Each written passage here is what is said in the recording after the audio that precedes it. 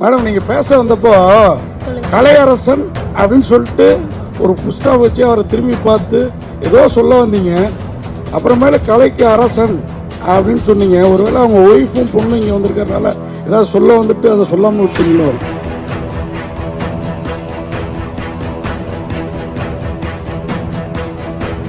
Director யாரோ உங்கள் manager 80 லட்சம் 1 கோடி சம்பளம் கேட்குறீங்க அப்படின்னு வந்தது. ஆனால் நீங்கள் பார்த்தீங்கன்னா இந்த மாதிரி படம் நடிக்கிறப்ப அவ்வளோலாம் கேட்டிருக்க மாட்டீங்கன்னு எங்களுக்கு தோணுது.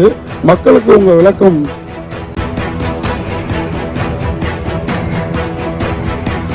இன்னும் பிளாக் அண்ட் பிளாக்கு, நீங்களும் பிளாக்கு. ஏன்னா படத்துலேயே வந்து உங்கள் ஒய்ஃப் ஒர்க் பண்ணியிருக்காங்க. அங்கே ஏதாவது சாங்ஸ் பண்ணும்போது ஏதாவது சொன்னாங்க?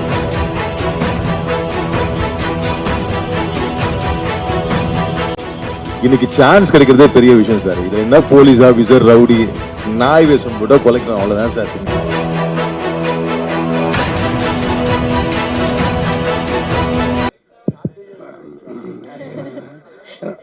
இல்லை ஒரு மேட்ரு மேடம் நீங்கள் பேச வந்தப்போ சொல்லுங்க. கலையரசன் அப்படின்னு சொல்லிட்டு ஒரு புஸ்டாப் வச்சு அவரை திரும்பி பார்த்து ஏதோ சொல்ல வந்தீங்க. அப்புறமேல கலைக்கு அரசன் அப்படின்னு சொன்னீங்க. ஒருவேளை அவங்க ஒய்ஃபும் பொண்ணு இங்கே வந்திருக்கறனால ஏதாவது சொல்ல வந்துட்டு அதை சொல்லாமல் விட்டீங்களோ? இல்லை, அப்படி இருந்தால் நான் அவங்கக்கிட்டே டைரெக்டாக சொல்லிவிடுவேன் சார். இல்லை, நாங்கள் ஆக்சுவலாக 2 பேரும் ஃப்ரம் சேலம். நாங்கள் 2 பேருமே native. So we are like very much friends. ஒன்றும் இல்லை சார், அந்த கலை அரசன் அதுக்காக கொடுத்த பாஸ் தான். ஓகே ஓகே, அது எங்கள் எல்லாருக்குமே தெரியும். அவர் அரசன் ஆவார் கண்டிப்பாக. வாழ்த்துக்கள். கலையரசன் சார், உங்களுக்கு ஒரு கேள்வி. சொல்லுங்க. இது பார்த்தீங்கன்னா இப்போ சின்ன பட்ஜெட் பெரிய பட்ஜெட் அதை பற்றிலாம் பேசுனீங்க. அப்போ பார்க்குறப்ப இது ஒரு மினிமம் பட்ஜெட்டில் எடுத்திருப்பாங்கன்னு நினைக்கிறேன். ஆனால் நீங்கள் இப்போ வந்து நேற்று ஒரு டைரக்டர் யாரோ உங்கள் மேனேஜர் 80 லட்சம் 1 கோடி சம்பளம் கேட்குறீங்க அப்படின்னு வந்தது. ஆனால் நீங்கள் பார்த்தீங்கன்னா இந்த மாதிரி படம் நடிக்கிறப்ப அவ்வளோலாம் கேட்டிருக்க மாட்டீங்கன்னு எங்களுக்கு தோணுது. மக்களுக்கு உங்கள் விளக்கம். ஏன்னா நீங்கள் ஒரு நல்ல நடிகர். சார் மேனேஜரே கிடையாது சார். அதான் தவறான தகவல் வெளியில் நல்லது. உங்ககிட்ட சொன்னது வேற யாரோ, வேற யாராவது இன்னொரு கலையரசன் கூட இப்போ யூடியூப்ல போட்டால் ஒன்று ட்ரெண்ட் ஆகுது. அவராக இருக்கு, செக் பண்ணுங்க. இல்லை சார், நான் வந்து கண்டென்ட் தான் சார். நான் வந்து அவ்வளோலாம் சம்பளம் வாங்குறது இல்லை சார், யாரும் கொடுக்கறதும் இல்லை சார். அதான் உண்மை. என்னன்னா உண்மையாக ரொம்ப நல்ல படமாக இருந்ததுன்னா நமக்கு சர்வைவல்னு ஒன்று இருக்குல்ல சார். சர்வைவல் இப்போ நம்ம பிடிச்சிருக்கோ பிடிக்கலையோ நமக்கு ஒரு லைஃப் ஸ்டைல் சிம்பிளாக. நான் வந்து ஒரு காலத்தில் 20,000 25,000 தான் ராஜா வாழ்க்கை வாழலான்னு யோசிச்சவன். பட் ஆனால் இப்போ நமக்கு இருந்தாலும் இப்போ எல்லாமே இப்போ ஸ்கூல் ஃபீஸ் கட்டணும், அந்த மாதிரி நம்ம பெரிய ஸ்கூலில் படிக்கணுன்றாங்க. அந்த மாதிரி இருக்கும்போது அது சர்வைவலுக்காக தான் சார். நான் யோசிப்பு சில படங்கள் வந்து எவ்வளோ கம்மியாக பண்ணி வாங்கிக்கிறேன். அதுக்கப்புறம் சில படங்கள், அதுவும் மோஸ்ட் ஆஃப் படங்கள் தராமல் விட்ருவாங்க. அதெல்லாம் கண்டுக்கிறதில்ல சார். அந்த மாதிரி படம் வந்து அந்த மாதிரி வர வேண்டிய பணம் வந்தாலே நான் 2 படம் ப்ரொடியூஸ் பண்ணலாம், அந்த அளவுக்கு பண்ணலாம் சார். வாழ்த்துக்கள். இல்லை மக்களுக்காக தான் அந்த விளக்கம். டைரக்டர் சார், உங்களுக்கு முக்கியமாக தேங்க்யூ சார். முக்கியமான ஒரு கேள்வி சார். டைரக்டர் சார், வணக்கம் சார். நீங்கள் போலீஸ் துறையிலேருந்து வந்ததாக சொன்னாங்க. இந்த படத்தோட கதை வேறு இப்போ நடந்துக்கிட்டு இருக்க விஷயம், சொல்லப்பட வேண்டிய விஷயம் அப்படின்னாங்க. இப்போ நடந்த சம்பவம் அந்த மாதிரி விஷயங்களா ஏதாவது? இல்லை யூடியூப் அந்த கண்டென்ட் தானே, அந்த யூடியூப் கப்புள் அந்த விஷயம் தானே?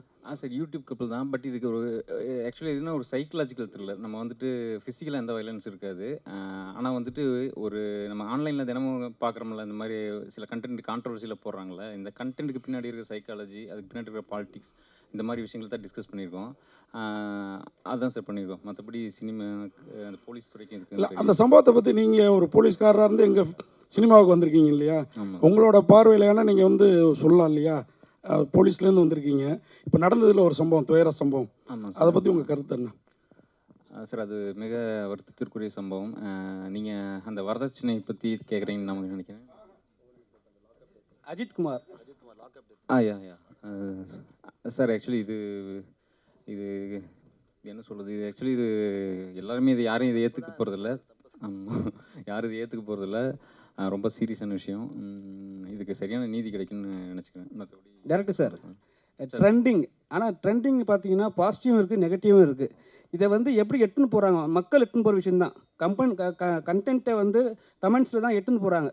அதை வந்து ஏதாவது மென்ஷன் பண்ணிருக்கீங்களா படத்தில்? சார் தான் சார், இப்போ பாசிட்டிவாக போட்டிருக்கிற கப்பல் வந்துட்டு எந்த பாயிண்டில் வந்துட்டு நெகட்டிவாக மாறுறாங்க அப்படிங்கிறத பற்றி தான் ஒரு படமாக எடுத்திருக்கோம். மற்றபடி அதை ஏற்கனவே சொன்ன மாதிரி இது ஒரு சைக்கலாஜிக்கல் த்ரில்லர். அது வந்துட்டு ஒரு 3 பாயிண்டில் சொல்லியிருக்கணும். ஒன்று, இது போடுற ஒரு கேரக்டர் பார்த்துருப்பீங்க இப்போ நீங்கள் ஒரு மாஸ்க் போட்ட ஒரு கேரக்டர். ஆக்சுவலி இது வந்துட்டு ஒரு சோஷியல் மீடியா பிளாட்ஃபார்மத்தோட ஒரு ஃபிசிக்கல் ஃபார்ம் மாதிரி இருக்கும். அது வந்துட்டு எப்படி வந்துட்டு கண்டென்ட் போட வைக்கிது அப்படிங்கிற மாதிரியான ஒரு கேரக்டர் இருக்கும். அப்புறம் வந்துட்டு கன்சியூம் பண்ணுற ஆடியன்ஸ் அவங்க வந்துட்டு இன்னும் நிறைய வேணும், வேறு வேறு மாதிரியான கண்டென்ட் கேட்குறாங்க. அப்புறம் கண்டென்ட் போடுற இவங்க நம்ம யூடியூப் கப்பில் இந்த மாதிரி ஆன்லைன் கண்டென்ட் கிரியேட்டர்ஸ் இவங்களை பற்றி 3 பாயிண்ட் ஆஃப் வியூலையுமே உள்ள இருக்கும். அவங்களுடைய நியாயம், அவங்களுடைய இதெல்லாமே இயலாமை மற்ற விஷயங்கள் அதில் இருக்கும் உள்ள இருக்கு. ஹீரோ சார் நீங்கள் ஏன்னா நீங்கள் ஸ்டேட்டில் சொன்னீங்க செகண்ட் ஹீரோன்னும் போது நான் செகண்ட் ஹீரோன்னு சொல்லிட்டு ஃபீல் பண்ண மாதிரி ஒரு விஷயம் சொன்னீங்க. சரிங்களா? இப்போ வந்து ஹீரோ ஆயிட்டீங்க, கூட வந்து ஹீரோயினும் பிளாக் அண்ட் பிளாக்கு, நீங்களும் பிளாக்கு. ஏன்னா படத்துலேயே வந்து உங்கள் ஒய்ஃப் ஒர்க் பண்ணியிருக்காங்க. அங்கே ஏதாவது சாங்ஸ் பண்ணும்போது ஏதாவது சொன்னாங்களா? அவரு கூட தான் பிளாக் பேண்ட் போட்டிருக்காரு. ஹீரோயின் படத்தில் நீங்கள் தான் பண்ணுறீங்க. ஹீரோயின் படத்தில் நீங்கள் தான் பண்ணுறீங்க. சத்தியமாக தெரியாதுங்க. நான் வந்து இது என் பொண்ணும் பிளாக் போட்டிருக்கு. நான் கலர் மேல் பிளாக் ஷர்ட் இது ஒன்று தான் டக்குன்னு இருந்தது எடுத்து போட்டேன். நம்ம இந்த ட்ரெஸ்ஸிங் இதெல்லாம் கான்சென்ட்ரேட் பண்ணி பயங்கரமாக ரெடியாகி வரணும்னு யோசிக்கிறது கிடையாது. ரேண்டமாக thank you sir, love you sir. So எனக்கு பிளாக் ரொம்ப பிடிச்ச ஒரு கலர். ஸோ அதனால் யதார்த்தமாக அதுதான் போட்டேன். ஆனால் நானே பார்த்து சர்ப்ரைஸ் ஆகிட்டேன். பிளாக் வந்தாங்க, நான் அந்த கேள்வி வரும்னு நினச்சேன். ஆனால் உங்ககிட்ட இருந்து வரும்னு கண்டிப்பாக நினச்சேன். ஏன்னா வந்து பிளாக் அண்ட் பிளாக் வந்துட்டு யாரும் இந்த கேள்வியை கேட்பாங்கன்னு. நான் நல்லா இருக்குல்ல, பிளாக் சூப்பராக இருக்குது. பிளான்லாம் இல்லை தலை, யதார்த்தமாக அமைஞ்சிச்சு. கலையரசன் சார், இப்போ சமீப காலமாக நிறைய ஜோடிகள் வந்து இந்த மாதிரி வீடியோ போடுறாங்க. ஜாலியான வீடியோ போடுறாங்க, சமையல் வீடியோ போடுறாங்க, சிலவங்க ஆபாச வீடியோக்களும் போடுறாங்க. ரொம்ப ட்ரெண்ட் ஆகுது, லட்சக்கணக்கில் சம்பாதிக்காங்க. அவங்களுக்குலாம் அந்த படம் என்ன சொல்ல வருது, என்ன வந்து சொல்ல கற்றுக் கொடுக்குது? இல்லை, டேரக்டர் தான் கேட்கணும். பட் என்னன்னா என்னோட பெர்ஸ்பெக்டிவ் வந்து நம்ம ஆன்லைனில் பார்க்கறது மட்டும் அது உண்மையும் கிடையாது, அது 100% அது மட்டும் உலகம் கிடையாது. ஏன்னா இப்போ எல்லாருக்குமே இப்போ நீங்கள் இன்ஸ்டாகிராம் இதெல்லாம் பார்க்கும்போது எல்லாருமே சந்தோஷமான பதிவுகள் தான் போடுறாங்க. நமக்கே ஒரு செகண்ட்னா நமக்கு மட்டும் தான் வாழ்க்கையில் பிரச்சனை இருக்குது போல், சோகம் இருக்குது போல் நினச்சிப்போம். பட் எல்லாருக்குமே இருக்குது. பட் ஆனால் அவங்க வந்து அதை பதிவு பண்ணுறது, ஆனால் அது எல்லாமே இப்போ பெரிய பிஸ்னஸ் பிளாட்ஃபார்மாக மாறிடுச்சு. இப்போ அது பெரிய ஏர்னிங் பிளாட்ஃபார்ம் ஆகிடுச்சு. ஸோ அதுலேருந்து நிறைய இன்கம் வர ஆரம்பிச்சு. ஸோ அப்படி இருக்கும்போது அவங்க புதுசாக யோசிச்சு அது உண்மையோ பொய்யோ ஃபேக்கோ இல்லைனா மெஜாரிட்டி ஆஃப் த இப்போ ஹஸ்பண்ட் ஒய்ஃப்னு எடுத்தால் ஒரு சில விஷயங்கள் இப்போ ஹஸ்பண்ட் ஒய்ஃபுக்குள்ளே நடக்கிற விஷயங்கள் இப்போ ஒய்ஃபுங்களை கலாய்ப்பாங்க, கலாச்சாரம் எல்லாரும் சிரிப்பாங்க. ஸோ அந்த மாதிரி எடுத்து அதை வச்சு அதை பண்ணி அதை ஒரு கண்டென்ட்டாக க்ரியேட் பண்ணி போடுறாங்க. அது ஜாலியாக இருக்க வரையும் ஓகே, பட் யாரையும் காயப்படுத்தாத வரைக்கும் நல்லது. One second hold on sir. ஒரே நிமிஷம் ஒரு நிமிஷம் இல்லை, it's okay sir. I have a question each to the director Kalai and pretty Priya இல்லையா டைரக்டர் சார். இந்த ஃபர்ஸ்ட் ஃபிலிம் வந்து ஒரு சைக்கலாஜிக்கல் இட்ஸ் சேஃப் பெட் சொல்லுவாங்க ஜென்ரலாக. ஒரு லாங் டிஸ்டன்ஸில் ஒருத்தர் பின்னாடி ஓடுறது கொஞ்சம் சேஃப்பாங்க, not that safe. But how safe was it to play இந்த மாதிரி ஒரு trending? Also the risk factor was definitely there. ஏன்னா ஒரு அன்சார்ட்டட் டெரிட்டரிக்கு எல்லாரையும் கொண்டு போகிறீங்க, உங்களையும் நீங்கள் ப்ளஞ்ச் பண்ணுறீங்க. ஸோ கொஞ்சம் எக்ஸ்பீரியன்ஸ் ஷேர் பண்ண முடியுமா? சார் கண்டிப்பாக சார். இது வந்துட்டு ஆக்சுவலி இந்த ப்ரிமிஸ் எல்லாருக்கும் தெரிஞ்ச ப்ரிமிஸ் தான். இந்த டெரிட்டரி வந்து உங்களுக்கு எல்லாத்துக்கும் நம்ம தினமும் பார்க்குற டெரிட்டரி தான். பட் இதுக்கு நம்ம பார்க்குறது மட்டும் உண்மை இல்லை. அவங்க கேமரா ஆன் பண்ணுறது மட்டும் தான் நம்ம பார்க்குறோம். ஆஃப் பண்ணதுக்கப்புறம் பின்னாடி என்ன நடக்குது, அவங்க என்ன அடுத்து பண்ணுறாங்கங்கிறது நமக்கு தெரியாது. அதை எக்ஸ்ப்ளோர் பண்ணியிருக்கோம். ஆக்சுவலி இதில் ஒரு கேரக்டர் பார்த்துருப்பீங்க. அடுத்து அந்த கேரக்டர் மூலமாக ஒரு டாஸ்க்கு வரும். அதுக்கப்புறம் அந்த டாஸ்க்கு மேட்டர் இல்லை, அந்த டாஸ்க்னால வர கான்சிக்வன்சஸ் அந்த படத்துடைய டிரைவிங் ஃபோர்ஸாக இருக்கும். இது ஆக்சுவலி உங்களுக்கு புதுசாக இருக்கும். ஆக்சுவலி அது நீங்கள் கண்டென்ட் தான் பார்த்துருப்பீங்க. அந்த கண்டென்ட் பின்னாடி இருக்க சைக்காலஜியை இந்த படத்தில் பார்ப்பீங்க. ரைட். நெக்ஸ்ட் கலை வந்து ஒரு இமேஜ்ங்கிற ஒரு ட்ராப்பில் இல்லாமல் நீங்கள் வந்து ரொம்ப ஸ்மூத் செயில் பண்ணிட்டு இருக்கீங்க. That's a very pretty thought. ஹிந்தியில் நானா பட்டேகர் இன்றைக்கும் இமேஜ் லெட்டர் அந்த லெவலுக்கு நீங்கள் போவீங்க. அண்ட் இந்த படம் வந்து டிஃப்ரெண்ட் எக்ஸ்பீரியன்ஸ். ஒரு ரொமான்டிக்காக நீங்கள் எவ்வளோ தூரம் you good involve your self along with pretty Priya? Before answering this question நான் 2-3 பேரை மென்ஷன் பண்ண மிஸ் பண்ணேன். பிருத்திவி, தேங்க்யூ. பிருத்திவி வந்திருக்கா, ஷரண் வந்திருக்காங்க, அப்புறம் நம்ம ஹரி வந்திருக்கா போல. ரொம்ப நன்றி. சாரி பிருத்திவி, கவனிக்கலடா மச்சி, லவ் யூடா, சாரிடா. பீயிங் எ பிக் ஆக்டர் எங்களுக்கு வந்து சப்போர்ட் பண்ணதுக்கு ரொம்ப நன்றி, தேங்க்யூ சார். ஜென்ரலாக ஆக்டிங் தான் சார். அது வந்து இன்வால்வ்மெண்ட்னா இமேஜ் ட்ராப்பில் இல்லாமல் ஒரு கான்ஷியஸ் டிசிஷன் அப்படிலாம் எதுவுமே யோசிச்சதே கிடையாது சார். நமக்கு படம் I wanted to be always a directors actor. வந்து டைரக்டர் என்ன சொல்கிறோ அதை நம்ம கரெக்டாக செய்யணும்னு நினைக்கிறேன். அதில் வந்து நமக்கு இவ்வளோ வெயிட்டேஜ் இருக்குது, நம்ம அதெல்லாம் இப்போ கொஞ்சம் அதெல்லாம் கொஞ்சம் யோசிக்கிறது உண்டு தான் சார். கொஞ்சம் என்னென்னா அதுக்குன்னு ஏன்னா இப்போது டக்குன்னு இப்போ நான் லாஸ்ட் டைம் கூட சொல்லியிருந்தேன், இப்போ செத்துட்டா மாதிரியே நமக்கு ஒரு கதை யோசிச்சா உடனே நமக்கு அந்த கதையை சொல்கிறாங்க அந்த கேரக்டர் அப்படின்னு சொல்லிட்டு. அந்த மாதிரி இல்லாமல் உண்மையாக ரொம்ப இன்ட்ரெஸ்டிங்காக இருக்குது, ரொம்ப கரெக்டாக இருக்குது, ஜெனுவனாக ஃபீல் ஆகுது அப்படின்னா மட்டும் பண்ணலான்னு கொஞ்சம் யோசிக்கிறேன் சார். அவ்வளோதான். இத்தனை நாள் அது கூட ரொம்ப யோசிச்சதில்லை. எனக்கு கரெக்டான படமாக இருக்கும்னு தோணுச்சுன்னா நான் வந்து அது பண்ணிடுவேன். இமேஜ் அதெல்லாம் தெரில சார், அதெல்லாம் பெருசாக அதுக்குள்ள அந்த உலகத்தை எக்ஸ்ப்ளோர் பண்ண விரும்பல. Priya, you resemble a lot of yesteryear actress Shashikala, 80s la. And she also known as Rajini in Telugu. Okay. Elamikalam, right. So all the youth is there and blossoming with a beautiful co-actor like Kalai. In the experience, how far will you take it? We wish you to sail the boat. உங்களோட அனுபவத்தை கொஞ்சம் the romantic film. And it must have been simple னு தோன்றது. Actually நான் சொன்ன மாதிரி தான் sir, இந்த படம் வந்து it's an emotional roller coaster. இது வந்து ரொமான்டிக் வந்து ஒரு 20 minutes ஆஃப் த ஃபில்ம் மட்டும்தான், ஸ்டார்டிங்கில் மட்டும்தான் இருக்கும். அண்ட் அதுக்கப்புறம் டிஃப்ரெண்ட் எமோஷன்ஸில் இந்த படம் ப்ளே ஆகும்.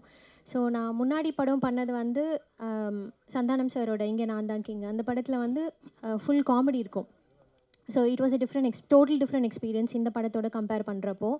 இது வந்து ஃபுல் ஆன் ஆக்ட். அதில் வந்து எப்படின்னா நம்ம கமர்ஷியலாகவும் ஒரு சைடு பண்ணணும் அண்ட் ஆக்டிங் ஸ்பேஸ் இருக்கிற படங்களும் இன்னொரு சைடு பண்ணணும் அப்படின்றது என்னோட கோலாக இருக்குது சினிமாவில். ஸோ இந்த படம் அதுக்கான ஸ்பேஸ் தான் எனக்கு. இதில் நிறைய இன்டென்ஸான சீன்ஸ் இருக்குது apart from romance. But romance I'm also comfortable. அதுவுமே என்னோட கம்ஃபர்டபுளான ஒரு ஏரியா தான். So yeah, everything is there in this movie. So it was a great experience working in this. Sir Kalai சாருக்கும் அப்புறமா டிரெக்டர் ஹீரோயின் எல்லாருக்குமே தான் ஒரு கேள்வி சார். சமீப காலமாக பார்த்தீங்கன்னா இதான் இங்கே இருக்கேன் சார் லாஸ்ட்டில். சமீப காலமாக பார்த்தீங்கன்னா திரைத்துறையில் வந்து இருக்கக்கூடிய நடிகர்களோ இல்லை செலிபிரிட்டிஸ் எல்லாருமே they all depend upon social media influencers sir. இந்த சோஷியல் மீடியா இன்ஃப்ளூயன்சர்ஸை நம்பி தான் இப்போ படம் இருக்கிற மாதிரியே ஆக்கிட்டாங்க. ஆனால் அதுதான் உண்மையா அப்படின்றது ஒரு கேள்வி. ஒன்று என்னென்னா இந்த சோஷியல் மீடியா இன்ஃப்ளூயன்சர்ஸை மிஸ்யூஸ் பண்ணுறாங்க டு டிஃபேம் அன் ஆர்டிஸ்ட். இது ரெகுலராக நடக்குது. இதுக்கான காரணம் வந்து உங்களை போல நடிகைகள் இயக்குனர்கள் எல்லாருமே தானே. அதை பற்றி உங்களோட கருத்து என்ன சார்? ஏன்னா சிலது நல்ல வகைக்கும் யூஸ் பண்ணலாம். ஒரு ஆர்டிஸ்ட்டை காலி பண்ணணும்னா ஒரு ஆர்டிஸ்ட் வந்து ஷைனிங் ஆர்டிஸ்ட் வந்து இன்னொருத்தரை வந்து க்ரூமிங் ஆர்டிஸ்ட்டை வந்து காலி பண்ணுற மாதிரி ஆயிடுது. அதை பற்றி உங்களோட கருத்து சொல்லுங்கள் சார். கண்டிப்பாக அது இருக்குது தான் சார். ஏன்னா நீங்கள் எந்த விஷயம் போனாலுமே பாசிட்டிவாக இருக்கும் நெகட்டிவாக இருக்கும். ஸோ அதே மாதிரி நீங்கள் சோஷியல் மீடியாவில் பாசிட்டிவாக இருக்குது நெகட்டிவாக இருக்குது. அது கண்டிப்பாக உண்மை தான், அது இருக்குது தான். இப்போ வந்து இப்போ பார்த்தீங்கன்னா இப்போ சோஷியல் மீடியா மார்க்கெட்டிங் நிறைய பேர் பண்ணுறாங்கன்னா, இப்போ நம்ம ஒருத்தங்கிட்ட பண்ணுறோம் இன்னொருத்தங்களுக்கு பண்ணலன்னா அதுவே நம்ம வந்து அந்த படத்தை பற்றி தப்பாக பேசுகிறதுக்கான வந்து அவங்களே க்ரியேட் பண்ணலாம், அதெல்லாம் பண்ணலாம். அதெல்லாம் நம்ம தடுக்கவே முடியாது சார். ஆனால் end of the day content பயங்கரமாக இருக்கா, அது வந்து நம்ம வந்து அந்த கண்டென்ட் கொண்டு போய் சேர்த்துறோம். இப்போ சில படங்கள் நல்லா இருக்குது, எதுலேயுமே நம்ம பெருசாக சோஷியல் மீடியா ப்ரொமோஷன் அதெல்லாம் பேசிக்காக ஒரு படங்களுக்கு என்ன பண்ணுமோ அது மட்டும் பண்ணியே படம் ரிலீஸ் ஆனோன்னு பெரிய லெவலில் ஹிட்டான படங்களும் உண்டு.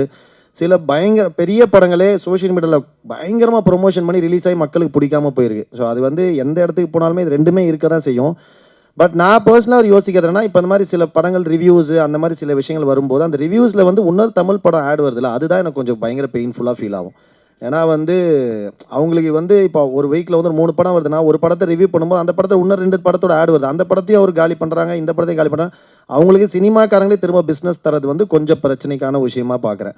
அதை எல்லாரும் சேர்ந்து பேசி அது கொஞ்சம், ஏன்னா மற்ற ஆட்லாம் அவங்க எப்படி இருந்தாலும் சினிமாக்காரங்க படம் ஆடு தரலாம், மற்ற ஆடெல்லாம் தரதான் போகிறாங்க. ஸோ அவங்களுக்கு வியூஸ் இருக்குன்னா அந்த வியூஸுக்கு ஏற்ற மாதிரி மற்றவங்க தரலாம். பட் நம்ம ஃபேமிலியில் இருந்துக்கிட்டு நம்ம ஒரு குடும்பமாக இருந்துக்கிட்டு நம்மளே திரும்ப அதை பண்ணுறது வந்து கொஞ்சம் பிரச்சனையான விஷயம். எனக்கு அது கொஞ்சம் செட் ஆகாது, அது பிடிக்கல. அதனால் எனக்கே ரீசெண்டாக ஒரு படம் இந்த மாதிரி ரிவ்யூவர்ஸுக்குலாம் இந்த மாதிரி தரணும் போது என்னோட படம் ஒரு ஆட் வந்து நான் உடனே கூப்பிட்டு சொன்னேன், தலை இந்த மாதிரி நீங்கள் பண்ணாதீங்க, எனக்கு இது உடன்பாடு இல்லை அப்படின்னு. பட் அதை மீறி பணம் போடுறவங்களுக்கு ஒரு எக்ஸ்போஷர் வேணும் தேவையான. பட் ஆனால் ரொம்ப அன்எத்திக்கான விஷயம் அப்படின்னு நான் சொன்னேன். நீங்கள் வந்து இப்போ ஓகே எக்ஸ்போஷர் கிடைக்கணும், உங்களுக்கு ரீச் ஆகணும்னு நினைக்கிறீங்க, நீங்கள் பணம் போட்டுறீங்க, அது ரொம்ப நேர்மையான விஷயம், நீங்கள் பண்ணிக்கங்க, பிரச்சனை இல்லை. பட் எனக்கு இதில் உடன்பாடு இல்லை, நான் பண்ணாதீங்க. ஏன்னா ஒரு படம் ரிலீஸ் ஆகுது, அவங்க அந்த படத்தோட மொத்த நல்லா இருக்குன்ற மீறி அவங்களோட ஒப்பீனியனை சொல்கிறாங்க. பட் அது வந்து விமர்சனம் பண்ணுற விதமோ ஏதோ பண்ணும்போது ஒரு படத்தை காலி பண்ணும்போது அதில் இன்னொரு அதே நம்ம ஃபேமிலியை சேர்ந்து இன்னொரு 4 படத்தோட ஆட் வரும்போது அது ரொம்ப தப்புன்னு நினைக்கிறேன் நான். டைரக்டருக்கு ஒரு கொஸ்டின். ஆக்சுவலி இந்த சென்சார் இங்கே இருக்கு, சென்சார் அப்படிங்கிறது வந்து மூவிக்கு நிறைய லிமிட்டேஷன் போட்டிருக்காங்க. ஆனால் விஷுவல் மீடியாவில் கப்பிள் விலாகாக இருக்கட்டும், சிங்கிள் விலாக்ஸாக இருக்கட்டும், சோலோ விலாக்ஸு, இதுக்கெல்லாம் எந்த சென்சார்ஷிப்பும் கிடையாது. ஒரு லிமிட்டாக எந்த லிமிட்டுமே இல்லாமல் வந்து அவங்க பாட்டுக்கு இஷ்டத்துக்கு அந்த விஷுவல் மீடியாவை யூஸ் பண்ணிகிட்டே இருக்காங்க. நீங்கள் எந்த லிமிட்டை கிராஸ் பண்ணும்போது அது உங்களுக்கே எரிச்சலாகி இந்த கதையை ரெடி பண்ணீங்க? எந்த லிமிட்னா ஆக்சுவலி அவங்க யூஸ் பண்ணுற லாங்குவேஜ் முதல்ல இப்போ பார்த்துங்க சாதாரணமாக கெட்ட வார்த்தையை ரொம்ப சாதாரணமாக்கிட்டாங்க, நார்மலைஸ் பண்ணிட்டாங்க. முதல்ல கெட்ட வார்த்தை கேட்டால் கொஞ்சம் நம்ம முகம் சுளிப்போம். பட் இப்போல்லாம் பார்க்கும்போது நார்மல் ஆகிடுச்சு. அது சும்மா குழந்தைகள் கூட அதை ஈஸியாக கேட்குற மாதிரி இருக்குது. இதை பார்க்கும்போது இதை தாண்டி நிறைய விஷயங்கள் நடக்குது. இதை தாண்டி இதை விட மோசமான விஷயங்கள் நடக்குது. ஒரு பர்சனலான விஷயங்கள், ப்ரைவசியான விஷயங்களை கூட அவங்க வந்துட்டு கண்டென்ட் ஆக்கி போடுறாங்க. இதெல்லாம் பார்க்கும்போது எனக்கு இந்த மாதிரியான ஒரு கதை எழுதணும் அப்படிங்கிற ஒரு இன்ஃப்ளூயன்ஸ் பண்ணுச்சு. சாம் சார், இந்த படத்துக்குள்ளே நீங்கள் உள்ளே வரதுக்கு எது முக்கிய காரணமாக இருந்துச்சு? இல்லை, இந்த ஐடியா தான். இப்போ அவர் முன்னால் கேட்ட மாதிரி தான், ஏன் சோஷியல் மீடியாவை ரொம்ப இதுக்கு யூஸ் பண்ணுறாங்கன்னா, இப்போ நாட் ஓன்லி சினிமா, எல்லா வேறு என்ன சொல்கிறது, எல்லாருமே சோஷியல் மீடியாவை ஏன் யூஸ் பண்ணுறாங்கன்னா, முன்னால் வந்து பார்த்திங்கன்னா பேப்பர் மீடியா இருக்குது. நம்ம ஒரு பேப்பரில் மூவியோட ஆட் கொடுக்குறதுக்கு நம்மலாம் ரொம்ப இதாக இருந்தோம் 90s 2000 இதெல்லாம். அதுக்கு முன்னாலெல்லாம் பார்த்திங்கன்னா ஊராக தண்டோரா அடித்து சொல்லுவாங்க, ஒரு வண்டியில் வச்சுட்டு அந்த போஸ்டரை ஓட்டிட்டு போவாங்க. ஸோ இப்போ எல்லாருமே நார்மலாக இருக்கிற எல்லாருமே வந்து எதில் கூடுதலாக இருக்காங்கன்னா யூடியூப்பை விட, எனக்கு தெரியும் யூடியூப்பில் இருக்கிறது தான் வந்து உங்களுக்கு வந்து நார்மலாக இன்ஸ்டாகிராமோ அதிலெல்லாம் போடுறாங்க. பட் இப்போ ஒரு நாளைக்கு வந்து மேக்ஸிமம் 8 to மினிமம் ஆவரேஜாக ஒரு 10 hours வந்து எல்லாருமே சோஷியல் மீடியாவில் இல்லாதவங்களே இல்லை. ஆக்சுவலி எல்லாருமே இருக்கிறாங்க. ஆட்டோமேட்டிக்காக கை போயிருது. அது ஒரு நோய் மாதிரி ஆயிடுச்சு நமக்கு. இப்போ எடுத்த உடனே எதுவுமே பார்க்கணும்னு, எவ்வளோ கால் வந்திருக்குன்னு பார்க்குறத விட நம்ம எடுத்த உடனே வந்து சோஷியல் மீடியாவில் போயிட்டு பார்க்குறோம். அது எதுக்குன்னே நமக்கு தெரியாது, என்ன பார்க்க போகிறோன்னு கூட தெரியாது. அது ஒரு நோய் ஆக்சுவலி. அதனால என்னன்னா, அங்கே தான் உங்களுக்கு எல்லாம் பார்க்குறாங்க போது இப்போ அங்கே தான் உங்களுக்கு எல்லாருமே கண்டென்ட்டை வந்து போஸ்ட் பண்ண விரும்புவாங்க. ஏன்னா அதிக பேர் எதில் இருக்காங்களோ ஒன்று. அது இது ஒன்று. ஸோ இதுக்குள்ளே இருக்கிற இவர் சொன்னது தான். இப்போ இவர் நார்மலாக பேசும்போது பார்த்தீங்கன்னா இவரை வந்து அப்படி தான், இப்போ இவரோட தோற்றமாக இப்படி பார்த்தோம்னா என்ன இருக்குன்னா, ஓ இவர் இப்படி தானே அப்படிங்கிற மாதிரி இருக்கும். ஆனால் அவர் பேசுகிற கண்டென்ட், அவர் சொல்லக்கூடிய விஷயங்கள் இருக்கு இல்லையா, அதுதான் என்னை ரொம்ப ஈர்த்துச்சு. இப்போ நீங்கள் இவரோட இவர் பேசாமலே இருக்கிறார், இவரை பார்க்கும்போது உங்களுக்கு என்ன தோணுதுங்கிறது ஒன்று, அவர் பேசுகிற அந்த இன்ஃபர்மேஷனில் நமக்கு ஒன்று புல்லாகும் இல்லையா, நமக்கு ஒரு விஷயம் ஓகே இது உண்மை தானே, இதுக்குள்ளே இவ்வளோ இருக்குதா. இப்போ எல்லாமே நம்ம என்ன பார்க்குறோம், ஒரு கண்டென்ட் பார்க்குறோம், பார்த்த உடனே அதை அடுத்ததுக்கு ஸ்க்ரோல் பண்ணிடுறோம். ஆனால் அந்த கண்டென்ட் போட்டவன் அதுக்கடுத்து என்ன ஃபேஸ் பண்ணியிருப்பாங்கிறதோ, அந்த கண்டென்ட் போட்டதுனால அவங்க ஃபேமிலியில் ஒருத்தங்க அவங்களுக்கு என்ன ஆயிருப்பா, இதெல்லாம் நமக்கு எதுவுமே தெரியாது இல்லையா. அதை நான் சொல்கிறது வந்து ஜஸ்ட் நம்ம ஒரு ஸ்க்ரோல் தான், ஒரு சின்ன ஒரு தட்டுறதுல அது ஸ்கிப் பண்ணி அடுத்ததுன்னு தான் போயிட்டு இருக்கமே தவிர, அதுக்கு உள்ளே இருக்கிற ஒரு பெயின் இருக்குது. அந்த கண்டென்ட் போட்டவங்களே எதுக்காக போட்டாங்கன்னு ஒன்று இருக்குது. நம்ம பெரிய ஹிட் ஆகி பணம் வரணும் அப்படிங்கிற ஆசையெல்லாம் இருக்குது. அது வருமானு கேட்டால் தெரியல. ஸோ அது வர வைக்கிறதுக்கு என்ன இப்படிங்கிற அந்த உள்ளே இருக்கக்கூடிய ஒரு டார்க் வேர்ல்டு இருக்குது. அதை இவர் கரெக்டாக சொல்லியிருக்கிறார். என்னைய அதுதான் இந்த படத்துக்குள்ளே. சாம் சார், உங்களுக்கு ஒரு கேள்வி. முன்னாடிலாம் நீங்கள் உங்கள் படத்தில் வந்து நீங்கள் ஒரு நல்ல மியூசிக் டைரக்டர், பிரமாதமான பாடல்லாம் போடுவீங்க. இப்போ சாம் சிஎஸ் மியூசிக்கல்னு போடுற அளவுக்கு ஏதாச்சும் இப்போ கையில் 22 படம் இருக்குன்னு சொன்னாங்க, வாழ்த்துக்கள். இப்போ வந்து முன்னாடி படங்கள்லாம் கொஞ்சம் சவுண்டு ஜாஸ்தியாக இருக்கும். நம்ம நண்பர்களே சில பேர் காதில் பஞ்சு வச்சுட்டு வந்ததா ப்ரெஸ் ஷோவிலே சொல்லியிருக்கிறாங்க. ஆனால் இப்போ குறைச்சிட்டிங்க. நான்லாம் ரிவ்யூவில் சாம் சிஎஸ் வந்து கொஞ்சம் மியூசிக்கோட அந்த சவுண்டை குறைக்கணும் அப்படின்னு சொல்லி ரீ ரெக்கார்டிங்கில் மட்டும் பாட்டு பிரமாதமாக இருக்கும். இப்போ என்னன்னா, இல்லை எங்கள் ரிவ்யூலாம் பார்க்குறீங்களா, அதையும் எடுத்து பார்க்குறேன். அதுக்கு நான் ஒரு விளக்கம் கொடுக்குறேன். ஒரு மிகப்பெரிய பத்திரிகை ஆக்சுவலி நம்ம இதில் வந்து ஒருத்தவங்க எனக்கு வந்து ரிவ்யூ போட்ட அடுத்த செகண்ட் அவங்களுக்கு கால் பண்ணேன். என்னன்னா, சாமியுடைய சத்தம் இறைச்சல் வழக்கம் போல் அப்படின்னு இருந்துச்சு. ஸோ இங்கே ஒன்று தெளிவாக தெரிஞ்சுக்கிறோம் எல்லாருமே. என்னென்னா, நம்ம ஊரில் வந்து ஒரு நேஷனல் அவார்டே இருக்குது, சிறந்த ஒலிக்கலவை, அதாவது பெஸ்ட் சவுண்ட் மிக்சிங் இன்ஜினியர் அப்படின்னு சொல்லி ஒரு சிறந்த ஒலிக்கலவைக்கு அவார்டே கொடுப்பாங்க, நேஷனல் அவார்டு. அது இங்கே மட்டும் இல்லை, ஆஸ்காரில் வரைக்கும் எல்லாமே இருக்குது. ஸோ நான் என்னுடைய வேலை என்னென்னு சொல்கிறேன் பாருங்களேன். இப்போ நான் வந்து ஒரு படத்துக்கு பேக்ரவுண்ட் மியூசிக் பண்ணுறேன். அதை பண்ணி என்னுடைய லெவல் என்னென்னு தெரியும், எவ்வளோ பண்ணணும் என்ன பண்ணணும்னு தெரியும். ஸோ நம்ம அதை பண்ணி இங்கேருந்து ஒரு அவுட் கொடுத்துருவோம். இதுக்கப்புறம் இன்னொரு ப்ராசஸ் இருக்குது. அது வந்து சவுண்ட் எஃபெக்ட்ஸு, டயலாக்ஸ் எல்லாம் வச்சு மிக்ஸ் பண்ணி ஒன்று அவுட் வருது. அதுக்கும் மியூசிக் டைரக்டருக்கு சம்மந்தமே கிடையாது. ஆக்சுவலி என்னென்னு கேட்டிங்கன்னா, இது வந்து எதனாகுனா, சில படங்கள் வந்து இப்போ ரீசெண்டாக ஒரு கேஜிஎஃப்க்கு அப்புறமா எனக்கு அப்படி தான் தோணுது.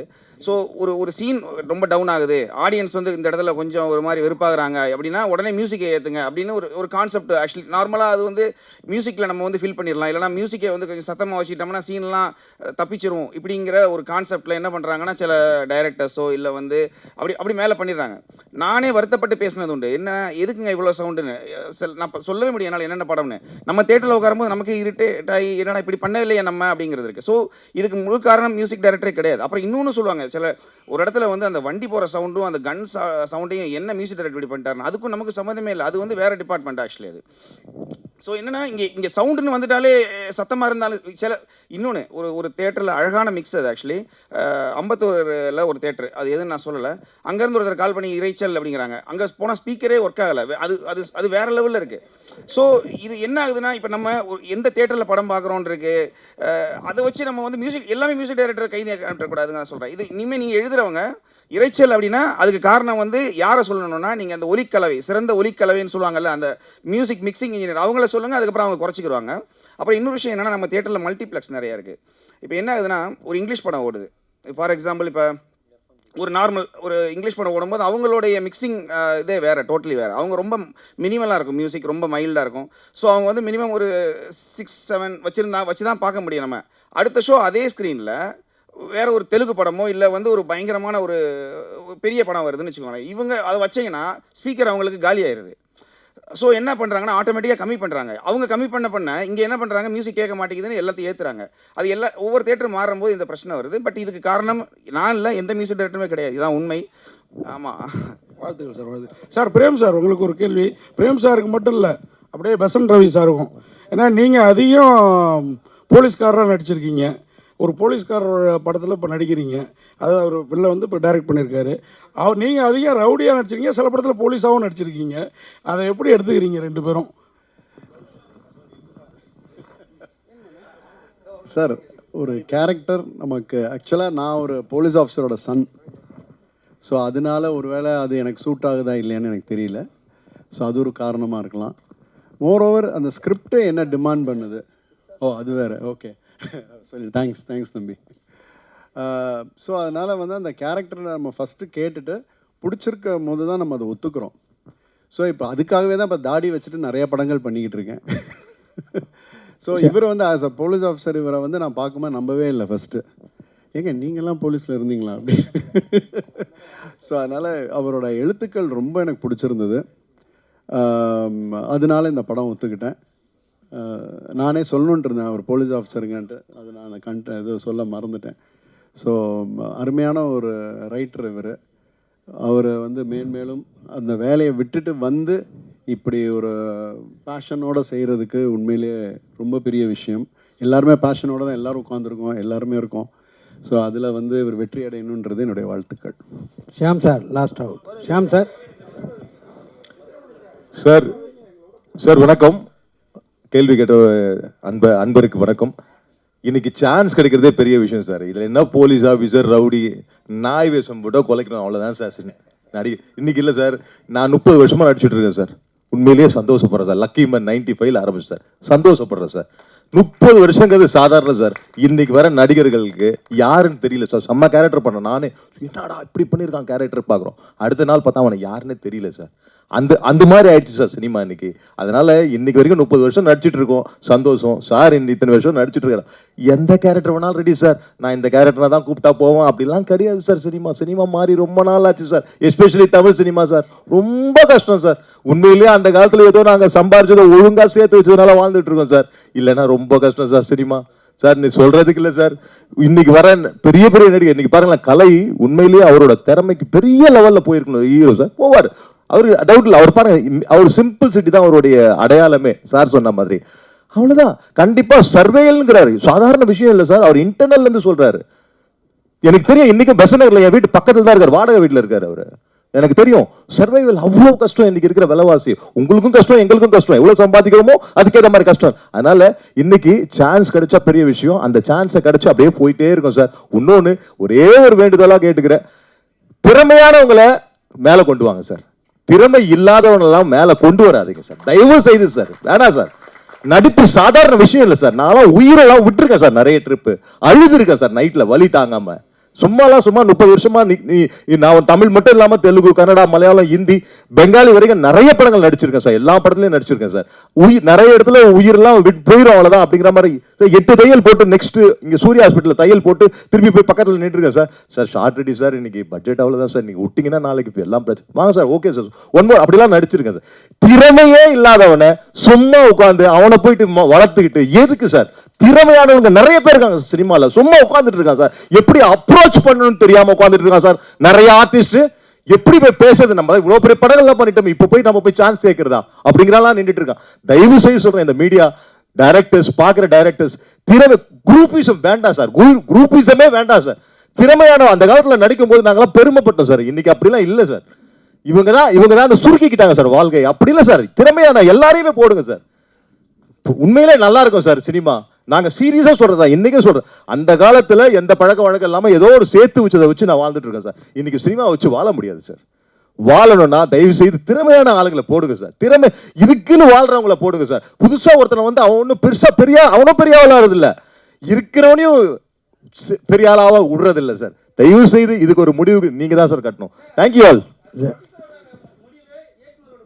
ஒன்றும் பண்ண முடியாது சார், தடுக்கவே முடியாது. ரெக்வஸ்ட் தானே சார், நான் ஆர்டரே போடல சார், ரெக்வஸ்ட் பண்ணுறேன் சார், வேற ஒன்றுமே இல்லை சார். நான் ஆர்டரா சார் போடுறேன்.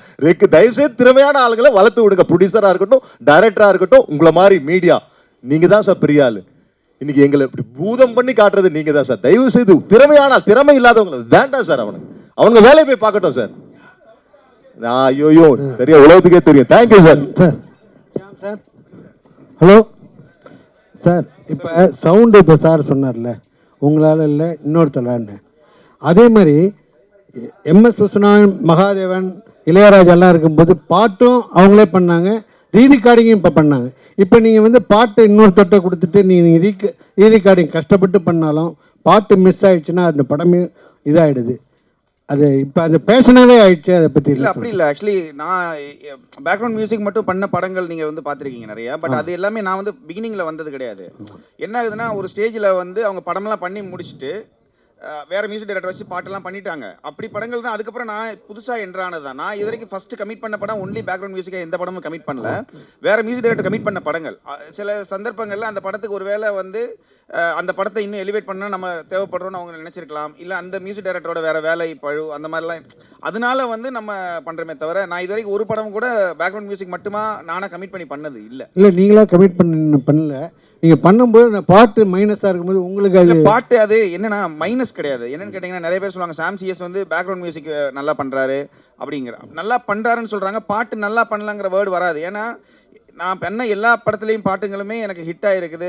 நார்மலாக ஸ்பாட்டிஃபைல கூட எவ்ரி டாப் 10 எவ்ரி வீக்கில் நம்மளோட பாட்டு இருக்கும். பட் என்னன்னா, இங்கே எப்பயுமே பார்த்தீங்கன்னா ஒரு சின்ன கோடு போடும்போது அதுக்கு மேலே பெரிய கோடா ஒன்று பேக்ரவுண்ட் மியூசிக்னு போடுறதுனால எல்லாம் அந்த பெரிய கோடை மட்டும்தான் பார்க்குறாங்க. அதனால பட் அதில் எனக்கு சந்தோஷம் தான். என்னன்னு கேட்டிங்கன்னா, சாங்ஸ் பண்ணுறது இப்போ நம்ம பண்ணவே தெரியாது அப்படிங்கிறது இல்லை. சாங் நம்ம பண்ணியிருக்கோம், பெரிய சாங்ஸ் நிறைய ஹிட் ஆகிருக்குது. ஆக்சுவலி அதை தாண்டி என்னென்னா, பேக்ரவுண்ட் மியூசிக்கில் நான் ரொம்ப ஏன் இம்பார்ட்டன்ஸ் கொடுக்குறேன் அப்படின்னா, இப்போ நீங்கள் ஏஐ இப்போ வந்துருச்சு. இப்போ ஏஐயில் வந்து யார் கையில் ஃபோன் இருக்கோ அவங்க ஏஐயில் ஒரு பாட்டு நீங்களே பண்ணி கேட்டுக்கலாம். உங்களுக்கு என்ன அது ரொம்ப ரொம்ப ஈஸியாக வந்துச்சு. உங்களுக்கு என்ன பாட்டு கேட்கணுமோ. பட் ஒரு படத்துக்கு பேக்ரவுண்ட் மியூசிக் ஏஐயில் கிரியேட் பண்ண முடியுமானா பண்ண முடியும். பட் உணர்வுபூர்வமாக பண்ண முடியுமான்னு கேட்டால் அது பண்ண முடியாது. ஸோ ஃப்யூச்சர் என்னவாக இருக்கும்னு நான் இப்போ ஓப்பனாகவே சொல்கிறேன். நீங்கள் சாங்ஸுங்கிறது வந்து படங்களில் இருக்கும், பட் ரொம்ப கம்மியாகுமோன்னு எனக்கு தோணுது ஆக்சுவலி. சார் அப்புறம் டைரக்டருக்கு ஒரு கேள்வி, அது ஹீரோ கூட சொல்லலாம். இப்போது அவர் பஷீர் நகர் சார் சொன்னார், அதாவது படத்துக்கு ட்ரெண்டிங்னு சொல்லிட்டு பேர் வச்சுருக்கீங்க, பட் எல்லாமே ரகசியமாக தான் பேசிகிட்ருக்கீங்க. ஒன்று கூட இதுவரையும் ஓப்பனாக பேசவே இல்லை. சாம் சார் சொன்ன போது எனக்கு அந்த படத்தில் அப்படி ஆச்சு, இந்த தேட்டரில் அப்படி ஆச்சு அப்படி சொன்னார். அவர் அந்த நடிகர் அப்படி பண்ணார், இந்த நடிகர் அப்படி பண்ணார், உறுப்பிசம் வச்சுருக்காங்க அப்படின்னு படத்துக்கு ட்ரெண்டிங்னு வச்சுட்டு நீங்கள் ஏன் ஓப்பனாக பேச மாட்டேங்கிறீங்க? நீங்கள் வந்து ஒரு போலீஸ்காரர் வந்து ராஜினாமா பண்ணிட்டு வந்து இந்த படத்தை எடுத்துருக்கீங்க. ஏன் ராஜினாமா பண்ணீங்க? எதுக்காக இந்த படத்தை எடுத்தீங்க? எந்த நடிகர் வந்து குரூப்பிசம் பண்ணுறாங்க, எந்த டைரக்டர் பண்ணுறாங்க, எந்த தியேட்டரில் அப்படி பண்ணாங்க, அப்புறம் தியேட்டர் பேர் சொல்லிட்டாரு. பட் வந்து எந்த படத்துக்கு அப்படி பண்ணாங்கன்னு கூட சொல்ல மாட்டேங்கிறாங்க. நீங்கள் இந்த இப்படி ரகசியமாக இருந்தாங்க பேசுகிறவங்க பேசிட்டு தான் இருப்பாங்க. நீங்கள் ஏன் பதிலடி கொடுக்க மாட்டேங்கிறீங்க? அது சொல்லுங்கள் சார். அது சொல்லக்கூடாதுங்கிறது இல்லை. என்னென்னா, இப்போ என்ன சொல்கிறது சார், இப்போ நான் இன்றைக்கி ஒரு கிழிஞ்ச சட்டை போட்டிருக்கேன். நீங்கள் என்ன கிழிஞ்ச சட்டை போட்டேன்னு சொல்லிட்டீங்கன்னு வச்சுக்கோங்களேன். நீங்கள் கிழிஞ்ச சட்டை போட்டிங்கன்னு சொன்னது மட்டும் தான் ஞாபகத்தில் இருக்கும். நாளைக்கு நான் ஒரு நல்ல சட்டை போட்டுடலாம். ஸோ அந்த தேட்டர் வந்து அன்னைக்கு பிரச்சனையாக இருந்திருக்கலாம். அவங்க இப்போ வேறு ஸ்பீக்கர் மாற்றிருக்கலாம். ஸோ என்னென்னா, இங்கே நம்ம சினிமா இன்னையோட முடிஞ்சு போகிறது இல்லை சார். ஆக்சுவலி நான் நீங்கள் கேட்டது தேட்டருக்கு சொல்கிறேன் சார். இப்போ நீங்கள் இன்னைக்கு நான் அந்த தேட்டரை பற்றி வர சொல்லிடலாம். நாளைக்கு என்னோட இன்னும் படங்கள் வருது. இது வந்து அதுக்கு பயந்தெல்லாம் நான் சொல்லலை சார். இங்கே தவறுகள் எல்லாருமே பண்ணுவாங்க சார். எல்லாமே தவறு திருத்திக் கொள்றாங்கன்னு வச்சுக்கோங்களேன். நீங்கள் திரும்ப தவறு ஒரு 5 தடவை நீங்கள் தவறுகள் இருக்குது, அதுக்கப்புறம் அவங்க மாறலைன்னா நீங்கள் அதை தப்புன்னு சொல்லுங்கள் சார். இது வந்து சின்ன ஓட்டை. இப்போ நீங்கள் ஒரு படம் நல்லா பண்ணலன்னு வச்சுக்கோங்களேன், அதுக்காக வாழ்க்கையை அவரோட இப்போ நல்லா